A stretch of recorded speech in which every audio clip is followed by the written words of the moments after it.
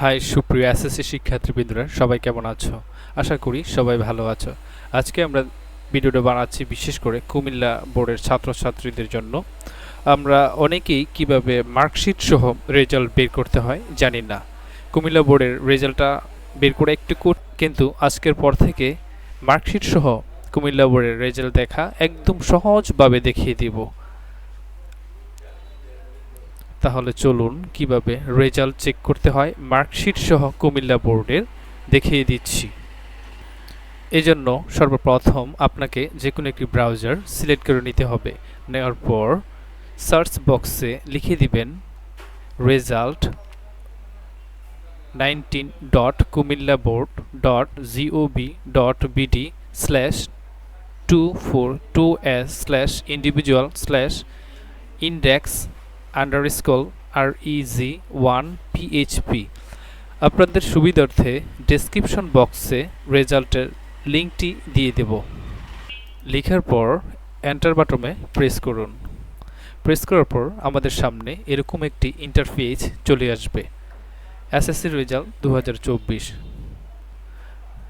আপনি আপনার এসএসসি রুলটা এখানে বসিয়ে দিন। তারপর রেজিস্ট্রেশন নাম্বার,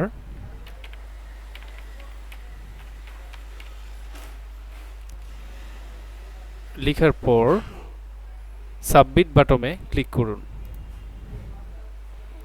সাবমিট বাটনে ক্লিক করার পর আমাদের সামনে ওনার সম্পূর্ণ ডেটা, অর্থাৎ কোন বিষয়ে কত পেয়েছে মার্কস সহ দেখতে পাবো, যেমন বাংলায়, ইংলিশে, ম্যাথে, সায়েন্স।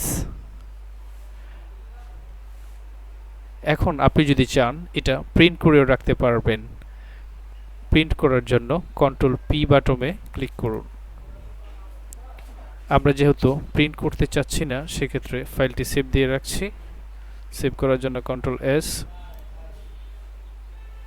তারপর যে ক্যান্ডিডেটের রেজাল্টটি দেখতে চাচ্ছি ওনার নাম দিয়ে সেভ করে রাখছি।